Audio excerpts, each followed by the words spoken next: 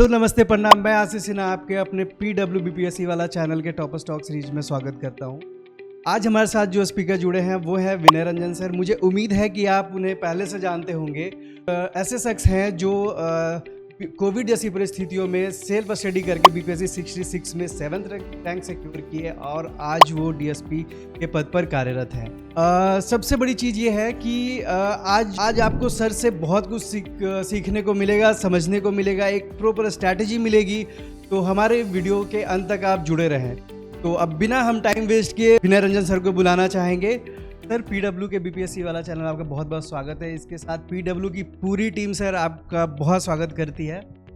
Sir, सबसे पहले तो सर हम और हमारे एस्पिरेंट जो हैं सर वो आपके बारे में, आपके लाइफ के बारे में ब्रीफ में जानना चाहेंगे।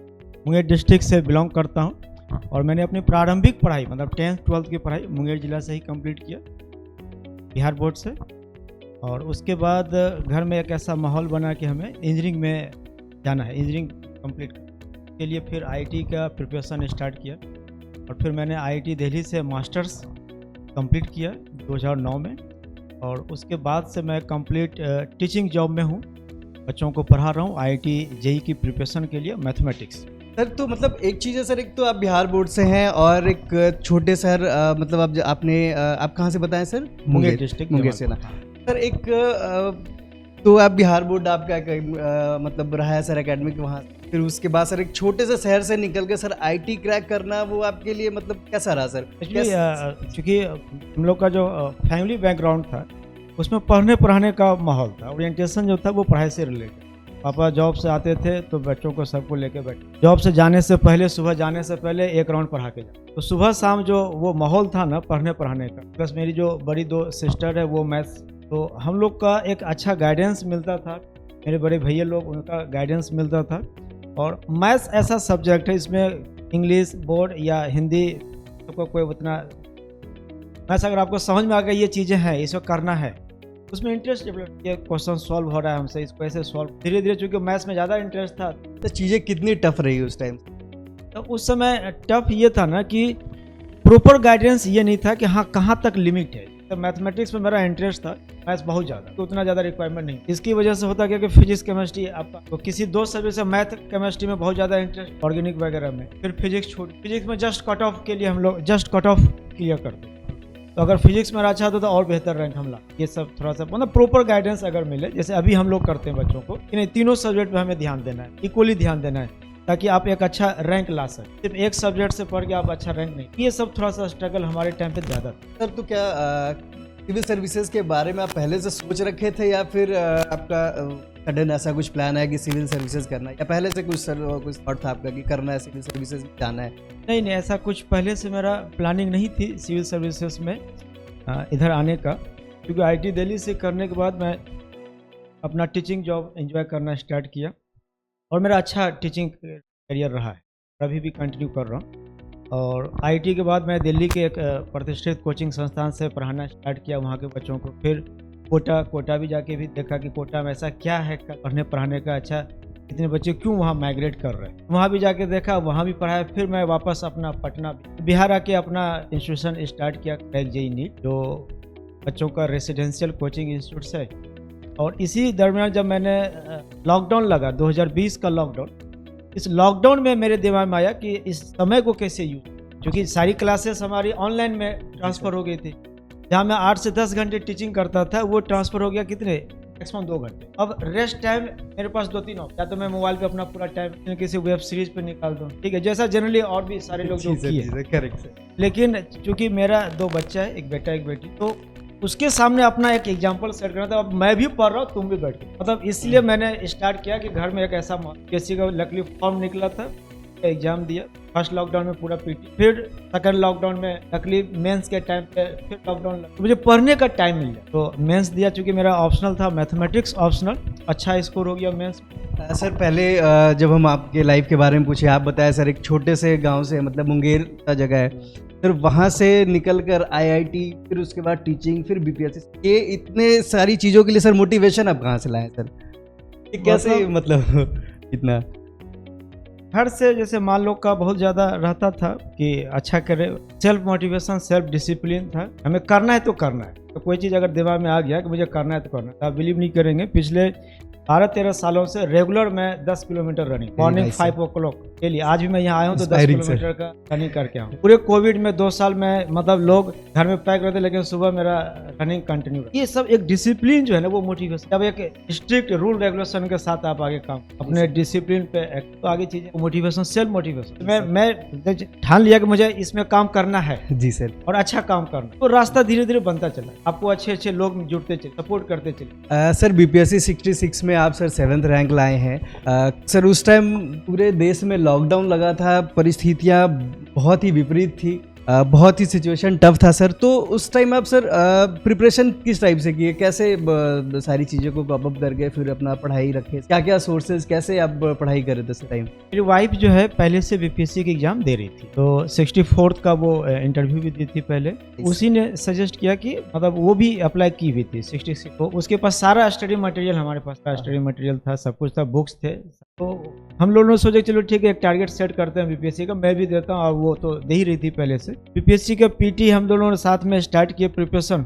सबसे पहले सिलेबस से स्टार्ट किया, सिलेबस क्या है, क्वेश्चन बैंक देखा, लास्ट 10 ईयर के क्वेश्चन पेपर्स देखे। उसमें कुछ सेक्शन ऐसा था जो कि मेरा कॉन्फिडेंस वाला सब्जेक्ट, मैथ साइंस। पेपर देखने बाद लगा कि नहीं, ये सेक्शन हम इजीली कर लें। फिर देखा कि और कौन सा टॉपिक है जो कि इजीली स्कोर कर सकते। फिर देखा हिस्ट्री, बिहार हिस्ट्री, मिला के टोटल 40 क्वेश्चन, वो पार्ट मैंने कंप्लीट। उसके साथ साथ करंट अफेयर्स, थोड़ा सा पॉलिटी, ज्योग्राफी उतना नहीं कर पाया था, क्योंकि जैसे लॉकडाउन हटता था मैं पढ़ाना स्टार्ट, अगर लॉकडाउन हटा मैं भूल जाता था कि मुझे बीपीएससी एग्जाम देना है या मैं कोई दिया। मैं अपना टीचिंग पुराने 10 घंटा 8 घंटा मेरा टीचिंग, जब जब लॉकडाउन लगता तभी मैं पढ़ाई करता। तो टीचिंग के बाद कभी टाइम नहीं निकालते थे पढ़ने के, मतलब आप 8 से 10 घंटा टीचिंग करने के बाद फिर मतलब बहुत मुश्किल होता था। फिर रात में 1-2 घंटे कर लेता था पढ़ाई, मोबाइल वगैरह स्विच ऑफ कर रख लेता था, स्विच ऑफ 1-2 घंटा पढ़। लेकिन जब लॉकडाउन रहता था मैं फुल 8-10 घंटा जो पढ़ाई होना चाहिए था वो मैं कर। तो इसी से पीटी के लिए पढ़ाई होगी। फिर पीटी एग्जाम देने के बाद फिर लॉकडाउन हट गया, फिर मैं भूल गया कि मैं अच्छा फिर सडनली लॉकडाउन लगा, फिर लगा अरे चलो ठीक है, आपको अब क्या काम करें। तो याद है कि मैं पीटी क्वालिफाइड मेंस लिखना है, तो उस टाइम को फिर इसके लिए कोई स्ट्रैटेजी लेके चल रहे थे या फिर कुछ रैंडमली चल रहा था, क्या था? स्ट्रैटेजी तो था कि मेरे पास, क्योंकि मेरे पास टाइम बहुत ही लिमिटेड टाइम मिलता था, क्योंकि जब लॉकडाउन नहीं रहता था तो उस समय मुझे पता था कि 8 से 10 घंटा मुझे पढ़ाना भी है, उसके बाद के ही टाइम में मुझे प्रिपरेशन करना है अपने। तो बहुत, जब आपके पास ये टाइम पता चला कि मेरे पास बहुत कम टाइम है, इतने टाइम में मुझे इतना परफॉर्म करना है या इतना मुझे कवर करना है, तो टारगेट बेस्ड जब स्टडी होती है ना तो आउटकम ज्यादा आता है। उस समय आप अपना सब कुछ एक साइड रख के सिर्फ और सिर्फ पढ़ाई पे फोकस कर। तो मैंने जब मुझे ये पता चला कि मेरे पास टाइम बहुत लिमिटेड टाइम, बहुत ज्यादा टाइम है नहीं, मैं नेक्स्ट अटेम्प्ट भी दूंगा, अगले साल भी दूंगा, ये तो मैं सोचा ही नहीं कि अगले भी फिर दूंगा, जो है इसी अटेम्प्ट में करना है अगर होना है तो जब भी मैं फ्री होता था अपना मोबाइल वगैरह सब कुछ स्टॉप करके अपना फोकस्ड स्टडी, टारगेट बेस्ड, आज मुझे इतना कंप्लीट करना है तो है, या मुझे रात में 1 घंटा एक्स्ट्रा जागना पड़ जाए, 2 घंटा एक्स्ट्रा जागना पड़ जाए, कंप्लीट करके ही मैं सुबह मैं टारगेट सेट करता था कि आज सपोज पॉलिटी का इतना पार्ट कंप्लीट, या ऑप्शनल में मैथ्स का ये वाला पार्ट कंप्लीट करना है पेपर ये, तो इससे मेरा अचीव हो जाता। तो रात को 11 बजे आसपास मैं अपना टारगेट को चेक करता कि सुबह जो मैंने टारगेट सेट किया कितना अचीव कर पाया। तो उसमें लगता था कि कुछ कमी हो रहा है तो फिर मैं अपना टाइम बढ़ा के उसको, इससे आसान हो गया। बहुत अच्छी चीज़ बताया सर, एक टारगेट सेट करना बहुत ही इंपॉर्टेंट है सर। टारगेट पे कितना काम हुआ ये भी देखना बहुत इंपॉर्टेंट है, करना बहुत जरूरी। हाँ, वही पता चला आप हर रोज टारगेट सेट कर रहे हैं और हो कुछ भी नहीं रहा है। करेक्ट। सिर्फ हर रोज सुबह मोटिवेट हो रहे हैं आज इतना कर लेंगे, आज इतना मतलब कवर कर लेंगे। करेक्ट। बट जब आप विद इन द टाइम आप जब इसको चेक करते हैं, चेकआउट करते हैं यहाँ कितना कर पाया, अगर आप अपने टारगेट का 70 to 80% भी अचीव कर ले रहे हैं डेली, इट मींस कि आपका मतलब बहुत अच्छा रहे। इसलिए मैंने बोला सर, एक टारगेट सेट करना और उसको एट द एंड एनालिसिस करना, ये बहुत इंपॉर्टेंट है। अपना एक छोटा ही क्यों ना हो। Correct sir. सर आपने अभी तक जितना बताया हमें, इससे तो मतलब ये चीज़ है कि सर आपकी स्टोरी बहुत ही इंटरेस्टिंग रही है, इंस्पायरिंग रही है सर। तो सर हम ये जानना चाहेंगे सर, जो बच्चे स्टार्ट करना चाह रहे हैं बीपीएससी की तैयारी, है ना, या फिर जिन्होंने रिसेंट स्टार्ट किया, उनके लिए सर आप कुछ टिप्स दे पाएँ? कि जो अभी प्लान कर रहे हैं प्रिपरेशन स्टार्ट करने का या कर चुके हैं, उनको मैं ये बोलना चाहूँगा, सबसे पहले जो बेसिक्स है इस एग्जाम, हर एग्जाम का एक बेसिक्स होता है, मतलब एक थीम होता है कि वो एग्जाम किस थीम पे वो आगे बढ़ रही है, का क्या पॉइंट है कंप्लीट करने का, उसको पहले आप समझिए कि ये एग्जामिनेशन, कंपटीशन एग्जामिनेशन वो आपसे डिमांड क्या कर रही है, आपसे क्या डिमांड कर रही है। पीटी है, फिर मेंस है, मेंस में क्या क्या सब्जेक्ट्स है आपका, पीटी का क्या सिलेबस है, प्रीवियस 10 और 20 ईयर्स के क्वेश्चंस पेपर्स है, उसको देख के एक माइंड मैपिंग एनालाइज कर लीजिए कि आपको कितना मेहनत करने का जरूरत है, आपका क्या स्ट्रेंथ पार्ट क्या है, कौन सा पार्ट में आप बहुत मजबूत है, किस पार्ट पे आपको बहुत ज़्यादा वर्क करने का जरूरत है। ये एनालिसिस करने के बाद फिर आप बेसिक से उठाइए, जो भी डिमांड करते जैसे एनसीईआरटीज है, फिर स्टैंडर्ड बुक्स है हर टॉपिक का, वो धीरे धीरे आप स्टेप बाय स्टेप आगे बढ़िए और कंप्लीट। मतलब अचानक से तो नहीं ना, आप डायरेक्ट इंटरव्यू बोर्ड में तो नहीं पहुंचेंगे। मेंस पहले पीटी लिखेंगे, पीटी क्वालिफाई करेंगे, फिर आप मेंस में अच्छा स्कोर होगा, मेंस का कट ऑफ क्लियर होगा इंटरव्यू के लिए, तब आप इंटरव्यू। तो बच्चे क्या होते हैं ना कि इमेजिन करना स्टार्ट ज़्यादा करते हैं। तब जैसे कंपटीशन का प्रिपरेशन स्टार्ट किया, अब वो इमेजिनरी वर्ल्ड में रहना स्टार्ट। इमेजिनरी वर्ल्ड में नहीं रहना है, आप बिल्कुल रियलिटी में रहिए कि हमारा ये अभी वीक पॉइंट है। हमें पीटी का क्वेश्चन पेपर 150 क्वेश्चन अगर है तो उसमें अगर आपका 70 क्वेश्चन ही बन रहा है तो उसको एक्सेप्ट कीजिएगा, अभी 70 ही बन रहा है। 70 से 120 प्लस जाने के लिए बहुत लंबा गैप छलांग लगाना पड़ेगा आपको। तो कहाँ कहाँ मिसिंग हो रही है उस पर आपको वर्क करना पड़ेगा। तो अचानक से नहीं, 1-2 दिन में नहीं हो सकता है कि 50 क्वेश्चन का कवरेज कर लिया एक दिन में। आपको हर दिन आप ये टारगेट सेट करके पढ़ाई करें कि हमें एटलीस्ट एक क्वेश्चन कंप्लीट करने आज, चाहे पॉलिटी का कवर हो जाए या हिस्ट्री का एक क्वेश्चन। अगर कोई स्टूडेंट्स डेली एक क्वेश्चन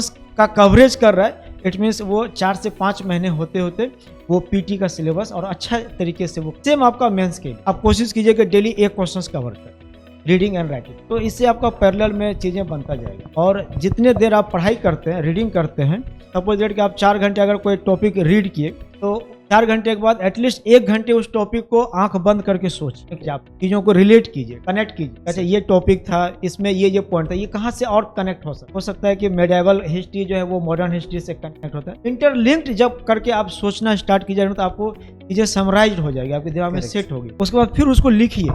जब आप लिखते हैं तो आपको पता चलता है कि आप कितना प्रोड्यूस कर पाए। पता चला पढ़े तो खूब, अब पता चला दिमाग में पॉइंट ही नहीं है, कुछ नहीं लिख पा रहे, एक लाइन नहीं लिख पा रहे। ये सब स्टेप आपको एडॉप्ट।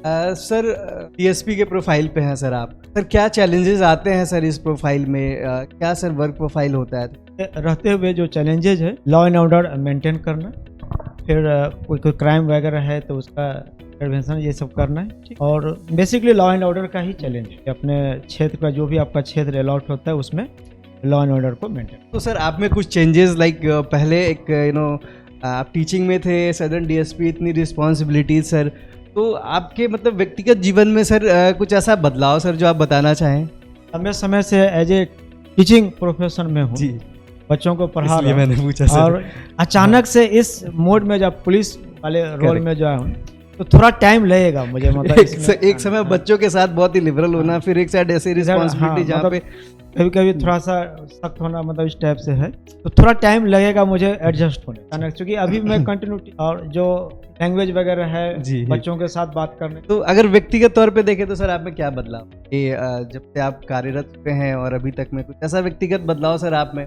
ऐसा कोई व्यक्तिगत बदलाव तो नहीं, लेकिन हाँ थोड़ा समय का वो हो गया है कि मुझे दोनों तरफ ध्यान देना है कि जब मुझे फ्री टाइम मिलता है तो मैं बच्चों को पढ़ाने का भी कोशिश करता हूँ। ये एक चैलेंज की तरह से मुझे फील हो रहा है। जैसे मैं पहले जब इस सेवा में नहीं आया था, मैं कंप्लीट फ्री था, मैं अपने फ्री माइंड से। अब है कि टीचिंग तो करना है, तो मैं छोड़ नहीं सकता, टीचिंग करना है, लेकिन ये कि रिस्ट्रिक्शंस अब बहुत ज़्यादा क्वेश्चंस पे मतलब ध्यान दे सकते, एक थोड़ा सा चैलेंज मुझे फील हो। सर आपका जो स्टोरी है पूरा, जहाँ तक मतलब मैं सुन के समझ पाया हूँ, ये तो कंप्लीट इंस्पायरिंग है सर। सर एक हरिवंश राय बच्चन साहब की एक लाइन है सर कि मन का हो तो अच्छा है, मन का नहीं हो तो बहुत अच्छा है, क्योंकि जब मन का नहीं होता है तो फिर ईश्वर के मन का होता है। शायद कुछ ऐसा ही रहा है सर, है ना? सही कर रहे हैं आप कि मतलब चीज़ें कैसे चेंज हुआ, मतलब मन का। जी, वही उनकी ये बहुत अच्छी पंक्ति है सर, है ना ये चीज़। सर एक चीज़ और है कि अभी देखिए आने वाले टाइम में 67 का रिजल्ट आने वाला मेंस का, फिर उसके बाद 68 का मेंस है सर, ठीक है? तो सर इन बच्चों के लिए क्या आप स्ट्रैटेजी या टिप्स देना चाहेंगे सर? मेंस के लिए वो क्या करें, इंटरव्यू में वो क्या करें सर? देखिए 67th के जो स्टूडेंट्स हैं जो मेंस का एग्जाम लिख चुके हैं, अगर वो कॉन्फिडेंट है कि हमारा कॉल आ सकता है इंटरव्यू के लिए, और हो सकता है कि कुछ ऐसे कॉमन बच्चे होंगे जो 68 का भी मेंस द्वारा लिखने का वो चाह रहे होंगे, तो कॉमन होता है।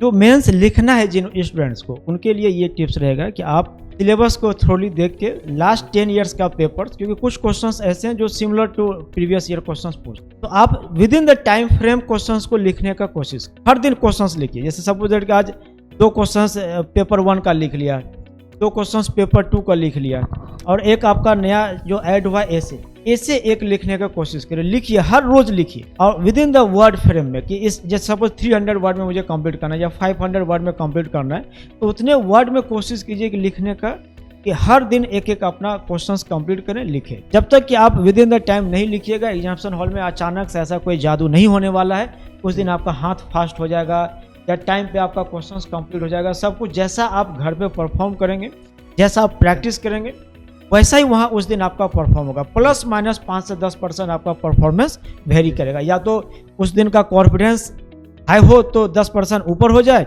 या आसपास के लोगों को देख के 5% नीचे हो, लेकिन मोर और लेस 5 से 10% से आपका कॉन्फिडेंस या आपका जो परफॉर्मेंस है वो वेरी करता है। तो मेन पॉइंट ये है ना कि आपको जब पता है कि आप मेंस लिखना है और 3 घंटे का पेपर होना है, पेपर में ये आपका सिलेबस है, ये आपका क्वेश्चंस का पैटर्न है, और ये क्वेश्चंस पूछेंगे ये टॉपिक पे, तो उस टॉपिक पे आप लिखना स्टार्ट कर। जब तक आप नहीं लिखेंगे आपका राइटिंग इंप्रूव नहीं होगा, आपके वर्ड्स इंप्रूव नहीं होगा, आपके दिमाग में वर्ड्स नहीं आएगा।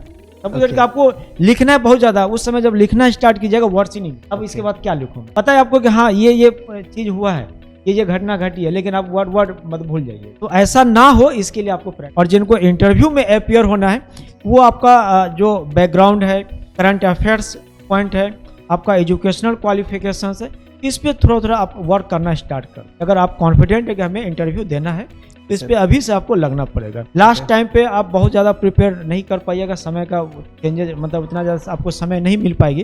तो मेरा ये सजेशन होगा कि जिन 67th के जो बच्चे हैं, जिनको कि इंटरव्यू में अपीयर होना है, तो वो अभी से थोड़ा 1-2 घंटे टाइम इंटरव्यू के लिए निकालें, और अपना पर्सनालिटी पे बेसिकली वर्क करें कि आपका क्या प्रोफाइल रहा है अभी तक, क्या एजुकेशनल क्या है, क्या आपका जॉब प्रोफाइल, अगर कोई जॉब में है तो अपना जॉब प्रोफाइल पे थोड़ा वर्क कर लें, अपना बैकग्राउंड एजुकेशनल ये सब। सर 68 के मेंस पे सर बच्चे को किस चीज़ पे मेजरली ज़्यादा ध्यान देना चाहिए कि जो कि थोड़ा स्कोरिंग हो ना, वो उस पर काम करे तो थोड़ा सा नंबर। देखिए अगर मैं सजेस्ट करूँ 68 के जो मेंस है, अब तो GS1 है, GS1 अगेन GS2 एंड ऐसे पेपर है, ठीक है। तो GS1 में आप बहुत स्कोर कर सकते हैं, आउट ऑफ 300 200 प्लस स्कोर है इसमें चांसेस। क्यों है इसमें चांसेस? थोड़ा सा अगर आप इसको टेक्निकली देखें तो स्टैटिक्स आपका 72 मार्क्स का है, तो आउट ऑफ 72 आप 72 स्कोर कर सकते। और बहुत ज़्यादा मतलब ऐसा नहीं कि मैं मैथ्स बैकग्राउंड से हूँ तो इसलिए ऐसा बोल पा रहा हूँ जी। इसमें बहुत हाई लेवल का मैथमेटिक्स नहीं है, 9-10th लेवल का मैथमेटिक्स है, एवरेज निकालना या फिर जो भी है डायग्राम वगैरह से कैलकुलेशन निकालना, परसेंटेज वगैरह का। थोड़ा सा अगर किसी एक्सपर्ट टीचर्स का भी गाइडेंस ले ले, आर्ट्स बैकग्राउंड के भी बच्चे, तो ये 72 आउट ऑफ 72 अगर आप स्कोर करते हैं, इससे होता क्या है ना कि आपका एक तो कॉन्फिडेंस हाई हो जाएगा। मेरा 72 स्कोर हो गया, इसमें मार्क्स कटता नहीं है। अगर आप हिस्ट्री का एक क्वेश्चन 25 मार्क्स का सपोज है, तो आपको कभी 25 में 25 नहीं मिले, कितना भी अच्छा लिख लें तो 20 मिले। इसमें 36 का 2 क्वेश्चन, तो 36 में पूरा 36, जैसे मुझे 36 में 30 मतलब 72 पूरा मिला है स्टैटिक्स वाले पार्ट में, 70 आउट ऑफ 70। फिर इसका कुछ पार्ट ऐसा GS1 का जो स्टैटिक है, फिक्स्ड है, जैसे हिस्ट्री का, इसमें क्वेश्चंस पता है कि क्या आना है। टोटल 15 से 20 क्वेश्चंस बनता है, वही उसी में से क्वेश्चंस रिपीट हो रहे। आप इस 20 क्वेश्चंस को ना मतलब ऐसे तरीके से प्रिपेयर करें कि आपको मार्क्स मतलब ऑलमोस्ट 80 to 90% इस सेक्शंस में आप स्कोर कर लें। फिर आपका करंट अफेयर्स वाले जो पार्ट है, तो करंट अफेयर्स डायनेमिक पार्ट है, उसमें बहुत अच्छा लिखेंगे तो अच्छा नंबर मिलेगा। और उसमें ये कि आप एवरेज भी लिखते हैं तो नंबर आपको एवरेज मिलता है। इस स्ट्रेटजी पर आपको काम करना है कि जहाँ स्कोरिंग है, जहाँ से फुल का चांस है, फुल में फुल ला सकते हैं, उसको फुल लाने की कोशिश। जो पार्ट ऐसा है जिसपे आप बहुत भी अच्छा लिखेंगे तो एवरेज भी मिलेगा, एवरेज से थोड़ा बेटर मिलेगा, तो उसको आप मेंटेन कर। फिर ऐसे वाला जो पार्ट है, ऐसे में जो करंट इश्यूज है या कुछ एक अच्छा टॉपिक उठाए, उस पर अपना टॉपिक बना के उस पर लिखना स्टार्ट, ताकि 300 एक बहुत बड़ा मायने रखता है ऐसे। Correct sir. सर एक मीडियम बहुत बड़ा इशू आता है सर बच्चों के लिए, लोगों का परसेप्शन बना है कि इंग्लिश मीडियम वालों को मार्क्स ज़्यादा। सर कुछ ऐसा है क्या सर? तो ऐसा कुछ नहीं फील होता है कि हिंदी मीडियम वालों को कम मिलता है या इंग्लिश वालों को ज़्यादा मिलता है, ठीक है। आप अगर सही लेखन आपकी रहेगी, राइटिंग अगर स्किल्स अगर आपकी अच्छी है, तो हिंदी मीडियम वालों का भी अच्छा मार्क्स मिलता। सर अभी कंटिन्यूसली हम लोग देख रहे हैं सर, सिलेबस चेंज हो रहा है, पैटर्न चेंज हो रही सर। अभी ये निगेटिव मार्किंग जो है सर, इसके बारे में सर आपका क्या पॉइंट है? निगेटिव मार्किंग, देखिए निगेटिव मार्किंग को कंट्रोल करने का एकमात्र तरीका है कि आप डेली एक प्रैक्टिस सेट करें। 150 क्वेश्चंस का है, ठीक है। विद इन द जो भी इसकी कंडीशंस है कि नेगेटिव मार्किंग है, 1 नंबर कट जाएंगे। सपोज दैट अगर आप 150 क्वेश्चंस में 150 अटेम्प्ट करते हैं, फिर आप वापस चेक कीजिए कि 150 में कितने करेक्ट हुए। सपोज दैट आपका 80 करेक्ट हुआ, उसके बाद आप 20 आपका गलत हो गया और 50 क्वेश्चंस आपने अटेम्प्ट नहीं किए थे। ठीक, तो जो क्वेश्चंस आपका गलत हुआ उसको ये चेक कीजिए कि वो गलत हुआ तो किस वजह से गलत हुआ, क्योंकि नेगेटिव होने का भी रीजन होता है। पहला रीजन का आपने तुक्का मारा, तो इसका मतलब है कि आपको तुक्का नहीं धार, तो नेक्स्ट टाइम से आप तुक्का नहीं मारे। दूसरा रीजन कि थोड़ा कंफ्यूजन था उस टॉपिक पे, आपको लग रहा था ए या बी, तो इस कंफ्यूजन को दूर करने के लिए वापस से उस टॉपिक पे पढ़े, वो क्वेश्चंस किस टॉपिक का था। तीसरा रीजन आपको कुछ पता ही नहीं था, मतलब कॉन्सेप्ट ही उल्टा लगा दिया। तो जब आप रीजन जानना स्टार्ट करते कि आपका नेगेटिव हो रहा है तो किस रीजन से, किस वजह से, कि ब्लाइंडली तुक्का मार दिया वो गलत हो गया। दूसरा रीजन के कंफ्यूजन था टॉपिक में, मतलब पढ़े कुछ और थे लेकिन हल्का फुल्का याद था, मतलब ये कंफ्यूज हो गए। तो ये जब आप रीजन पहचानने लगते हैं ना तो फिर नेक्स्ट टाइम से आप अलर्ट हो जाते हैं। नेक्स्ट डे जब आप सेट लेके बैठिएगा तो दिमाग में तो सेट, अरे तुक्का नहीं मारे, 10 मारे 10 गलत हो गया जी, करेक्ट। दूसरा कि हल्का कंफ्यूजन था वो भी छोड़ देना है। तो ये जब वेरीफाई करना स्टार्ट करता है, फिर जो 20 नेगेटिव आपने किया उस 20 को फिर आप सर्च कीजिए, वो 20 क्वेश्चंस कहाँ से था, किस टॉपिक से था। जब आप सर्च करते हैं तो उस एक क्वेश्चन की वजह से आप पूरा का पूरा एक टॉपिक पढ़ लेते हैं, ताकि नेक्स्ट टाइम जब उस टॉपिक पे क्वेश्चन पूछे तो आपसे नेगेटिव ना हो। फिर जो 50 क्वेश्चन जो आपने अटेम्प्ट ही नहीं कर पाया, तो वो भी आप कोशिश कीजिए कि उसका रीजन खोजिए कि क्यों नहीं अटेम्प्ट कर पाया। क्या वो टॉपिक मेरा नहीं पढ़ा हुआ था, या ऐसा कोई वर्ड मैंने सुना ही नहीं था, कभी देखा ही नहीं था। तो इसी बहाने आप अपना कंटेंट बढ़ाइएगा, अपना जो पढ़ने का जो और भी नोट्स वगैरह है वो आप थोड़ा और ब्रॉड बनाइएगा। ये है नेगेटिव को कंट्रोल कर। सर देखिए, एक चीज़ ये है कि जब से नेगेटिव मार्किंग आया सर, नंबर ऑफ एप्लीकेंट्स कम है। क्या सर ये कहीं ना कहीं वजह है सर कि नेगेटिव मार्किंग आ गया तो नंबर ऑफ एप्लीकेंट्स कम गए? क्योंकि जब हम 67 में देखे थे तो शायद 6.6 लाख अराउंड एप्लीकेशन थे, बट इस बार 68 में कम हुआ है। तो कहीं ये सर एक रीज़न है क्या सर नेगेटिव मार्किंग कम होने का? नेगेटिव मार्किंग जब नहीं थी तो इसमें और भी अदर कंपटीशन का जो प्रिपरेशन करने वाले स्टूडेंट्स थे, जैसे एसएससी के, रेलवे के, बैंक के, वो लोग भी इसमें अप्लाई कर रहे। क्योंकि नेगेटिव मार्किंग उसको लगता था कुछ हद तक मेरा सिलेबस कंप्लीट है, सेम कॉमन आपका सिलेबस है, जीएस उसे भी पढ़ना है, रेलवे में भी पढ़ना है, एसएससी के लिए भी पढ़ना है, मैथ्स पढ़ना है, हिस्ट्री ज्योग्राफी पढ़ना है, तो वो लोग अप्लाई कर देते। अप्लाई करने के बाद कुछ लोग तो क्वालिफाई भी किए हैं और अच्छा किए हैं, पीटी भी क्वालिफाई किए, मेंस भी क्वालिफाई किए। तो मे बी कि ये रीजन हो सकता है कि नेगेटिव मार्किंग आ रहा है, तब थोड़ा कट ऑफ नीचे जाएगा। पहले नेगेटिव मार्किंग नहीं था तो कट ऑफ हाई जा रही थी, तो 13 कट ऑफ जा रहे थे, अब उतना कट ऑफ नहीं जाएगा। बट जो भी सिंसियर स्टूडेंट है, नेगेटिव मार्किंग हो या नेगेटिव मार्किंग ना हो, सिंसियर स्टूडेंट्स को अपियर होना चाहिए। ओके, तो कहीं ना कहीं नेगेटिव मार्किंग के वजह से कट ऑफ भी कम हुआ है। हाँ बिल्कुल, कट ऑफ हो। जैसे मान लीजिए नेगेटिव मार्किंग नहीं था तो बच्चे 150 आउट ऑफ 150 रैंक के आएंगे जी, कुछ तो सही हो जाएगा। करेक्ट सर, क्योंकि एक क्वेश्चन का प्रोबेबिलिटी 1/4 है जी, 1/4 मतलब 0.25 करेक्ट होने का प्रोबेबिलिटी है। Correct sir. तो 0.25 अगर 100 क्वेश्चन पे वो लिया है तो इसमें कम से कम 10-15 क्वेश्चन आ जाएगा, वो करेक्ट हो जाएगा। ओके सर, मतलब आप ही के स्टोरी से सर हम ये जानना चाहेंगे कि सर स्टार्टिंग से लाइक एक सफ़र आपका एक स्टार्ट हुआ है, मतलब जैसा हम लोग देख पा रहे हैं, समझ पा रहे हैं सर, एक आपका एक जर्नी है, बहुत ही शानदार जर्नी है सर, कि एक छोटे से गांव से निकल के आईटी क्रैक करना, फिर टीचिंग लाइन में आना, फिर उसके बाद बीपीएससी क्रैक करना फर्स्ट अटेम्प्ट में। सर ये बहुत बड़ी बात होती है सर। सर ये कैसा रहा सर सफ़र आपका? अभी तक का सफ़र बहुत बढ़िया रहा है। अब आगे इस दोनों को साथ कंटिन्यू करते हुए आगे देखते हैं क्या रहता है। इनमें सर मतलब मेजरली किन का साथ रहा हमेशा आपका, कि ऐसा था ना कि I am always with you, you can do what ever you want, I am always with you, ऐसा सर कोई सपोर्ट ऐसा कुछ? मेरी माँ का बहुत सपोर्ट रहा है कि मेरे हर डिसीजन में वो बहुत सपोर्ट कर, नहीं ठीक है, जैसे मैं टीचिंग जॉब में ऑप्ट किया वो बहुत सपोर्ट की, मतलब जिसमें मुझे इंटरेस्ट था, जो मैं काम करता था, जिससे मुझे खुशी मिलती थी, वो बहुत मुझे सपोर्ट। ऐसे वेरी नाइस सर, ये इसलिए कहा जाता है सर माँ एक योद्धा होती हैं, हमेशा साथ रहती हैं। हम लोग का एजुकेशन के लिए बहुत फाइट भी वो बहुत किए, कि गांव से उठ के, गांव हमारा मुंगेर डिस्ट्रिक्ट में उदयपुर एक छोटा सा गांव है गंगा किनारे, तो वहाँ से उठ के वो शहर को शिफ्ट की, पूरे घर में वो मतलब अकेले लड़ के वो गाँव छोड़ी। शहर शिफ्ट करने का रीज़न ये था कि गाँव में अच्छे स्कूल्स नहीं थे, तो वहाँ से हम लोग जमालपुर शिफ्ट किए। जमालपुर एक छोटा सा टाउनशिप जी सर, रेलवे का, एशिया का पहला रेलवे वर्कशॉप वहाँ से, की वजह से कॉलोनी अच्छी स्कूलिंग्स वगैरह थी, तो माँ का ही था ये सारे चीज़, जिसकी वजह से हम सारे भाई बहन अच्छा पढ़ाई। सर इसलिए कहा जाता है कि पेरेंट्स का सपोर्ट बहुत ज़रूरी होता है हर बच्चों के लिए, है ना, हर चीज़ में साथ देना। सर एक लास्ट सवाल है सर कि किन्हीं का होता है कि फर्स्ट अटेम्प्ट में क्लियर हो जाता है, किसी का सर बहुत सारे अटेम्प्ट लग जाते हैं। लोग ये केसेस हम लोग बहुत देखते हैं कि वो फिर फ्रस्ट्रेशन में चले जाते हैं सर, डिमोटिवेट हो जाते हैं सर।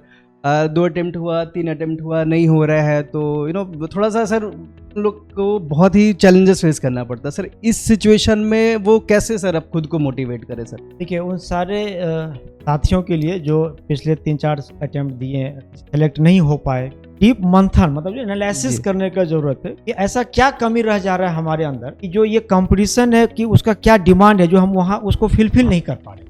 बेसिकली यही रीजन रहता है ना कि जो कंपटीशन है उस कंपटीशन का जो डिमांड है आप फुलफिल नहीं कर पा रहे। 3 स्टेज का एग्जाम है, उस 3 स्टेज में किस स्टेज तक आप पहुंच पा रहे हैं, कहाँ पे जाके अटक जा रहे हैं। तो जब ये आप एनालिसिस करते हैं कि अच्छा मेरा पीटी क्लियर नहीं हुआ 2 अटेम्प्ट से, या पीटी क्लियर हुआ तो मेंस में मैं अच्छा नहीं कर पा रहा हूँ, इंटरव्यू कॉल नहीं मिल पा रहा है। इंटरव्यू कॉल मिला तो फिर इंटरव्यू और मेंस का मार्क्स इतना जस्ट कट ऑफ था कि मैं फाइनल सेलेक्ट नहीं हो पाया। तो जब ये एनालिसिस करते हैं फिर आप वापस आइए सब्जेक्ट पे कि किस सब्जेक्ट में कितना और वर्क करना है, क्योंकि फ्रस्ट्रेट होना या डिप्रेस्ड होना ये कोई सॉल्यूशन है ही नहीं। आप 4 अटेम्प्ट दे दिए, फाइनली सेलेक्ट नहीं हुआ, उसके बाद फ्रस्ट्रेट हो गए, तो फ्रस्ट्रेट होकर आप कर क्या सकते हो सकता है कोई गलत रास्ता चूज करने फ्रस्ट्रेट होकर कि आप स्मोकिंग करना स्टार्ट कर दे, ड्रिंक करना स्टार्ट कर दे, इससे हो क्या जाएगा? आपका फ्रस्ट्रेशन तो कम होने वाला है नहीं। अगर मान लीजिए कि हो सकता है कि इस कंपटीशन में या इस क्षेत्र में आप अच्छा नहीं कर पा रहे, तो मे बी कि किसी अदर सेक्टर के लिए आप बने हो सकता है कि इस प्रिपरेशन करते करते आपका पॉलिटी इतना स्ट्रांग है कि आप अच्छा पॉलिटी में कर सकते हैं। आप नेट जेआरएफ लेके अच्छा टीचिंग कर सकते हैं, पॉलिटी अच्छा, हिस्ट्री पे आपका कमांड हो गया था, आप अच्छा हिस्ट्री के टीचर बन सकते हैं। तो ये कंपटीशन ही सब कुछ है,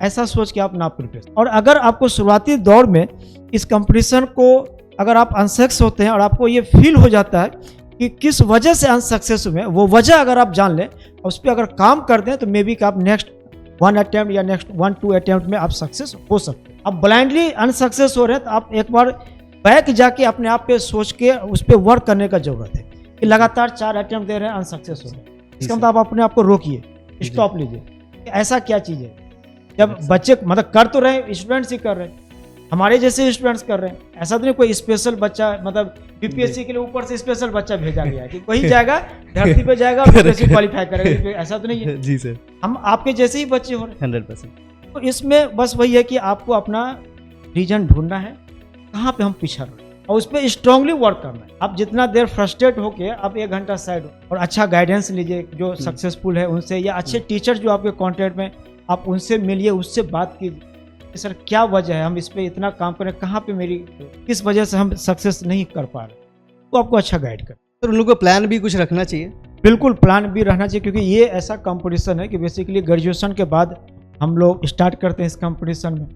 ग्रेजुएशन चूँकि बिहार के स्टूडेंट्स के लिए बोल रहा हूँ, ग्रेजुएट होते होते 22-23 साल का एज हो जाता है, आप फिर 5-6 साल इस कंपटीशन में टाइम दे देते हैं, आपका एज अराउंड 30 हो जाता है। 30 के बाद मोस्टली आप सारे कंपटीशन के लिए एलिजिबल, आपका एज क्राइटेरिया खत्म होना है। तो पैरेलल में आप कुछ न कुछ अर्निंग का स्रोत स्टार्ट कर, जो भी इस competition UPSC BPSC competition preparation करने वाले उन सारे स्टूडेंट्स के लिए मेरा एक मैसेज है कि आप कुछ न कुछ अर्निंग का वो स्टार्ट कर ले, रास्ता ढूंढ ले, चाहे पार्ट टाइम टीचिंग कर ले, कुछ भी, ताकि आपके अंदर एक कॉन्फिडेंस बना रहे कि अरे चलो ठीक है, मतलब नहीं होगा तो कुछ हम कर रहे हैं, अपना कहने फैमिली पे ज़्यादा बर्डन नहीं दे। तो जब आप कुछ एक अर्निंग का सोर्स ढूंढ लेते हैं तो आपके अंदर कॉन्फिडेंस आ जाए, ये बहुत ज़्यादा जरूरी है। साथ में पैरेलल में कुछ और भी कंपटीशन आप देते हैं, 2 एग्जाम को टारगेट ना करें। सर फाइनली आप सर कुछ बच्चों को कुछ मैसेज देना चाहेंगे सर आपके साइड से, क्योंकि सर आपको मोस्टली बच्चे जानते हैं सर, आप एक इंस्पिरेशन है सर, ठीक है, तो मैं चाहूँगा सर कुछ एक अपने साइड से कुछ सर आप मैसेज दे बच्चों को।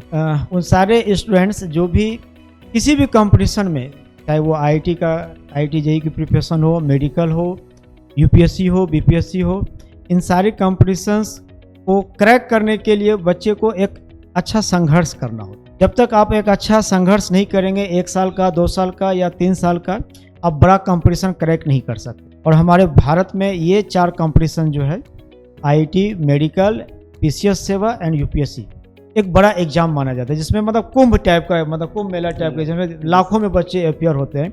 उस लाखों में आपको क्वालिफाई करना है, मतलब कि राजा बनना है। मतलब क्वालिफाई करने मीन्स कि आप राजा, जैसे पुराने समय में क्या होता था, युद्ध होता। Correct sir. तब 20 लाख 25 लाख सेना लड़ती थी, जाके जो था राजा बनता था। अभी भी वही चीज़ है। तो आपको ये लड़ाई जीतने के लिए एक तो है कि संघर्ष, दूसरा वनवास, और तीसरा डेडिकेशन एंड डिसिप्लिन। डेडिकेशन और डिसिप्लिन अगर आपके अंदर है तो आप कोई भी कंपटीशन क्रैक कर सकते, कुछ भी कर सकते। और आप इस मतलब पीसीएस सेवा के लिए इस कंपटीशन को क्रैक करने के लिए रीडिंग एंड राइटिंग, इस पे आप ध्यान देना स्टार्ट करें। अगर आप 4 घंटे पढ़ाई करते हैं तो 4 घंटे आपको लिखना भी पड़ेगा, कि आप जो पढ़ाई किए उसको लिखिए। लिखने से आपका ये चेक होगा कि आपने कितना करेक्ट उस टॉपिक को समझा है। मुझे उम्मीद है कि आज सर से हमारा बहुत अच्छा डिस्कशन रहा। सर ने बहुत सारी चीज़ें बताई, प्री को लेकर, मेंस को लेकर, इंटरव्यू को लेकर। सर ने एक प्रॉपर स्ट्रैटेजी आप लोगों को दिया, टिप्स दिया। मुझे उम्मीद है कि आप लोग इस पे काम करेंगे और डेफिनेटली आप लोग भी सक्सेस करेंगे और बिहार का नाम रोशन करेंगे। Sir thank you so much, हमारी पीडब्ल्यू के टीम के तरफ से आपने अपना कीमती वक्त सर हमारे लिए निकाला और सर बच्चों को गाइड किया। Thank you so much sir. Thank you.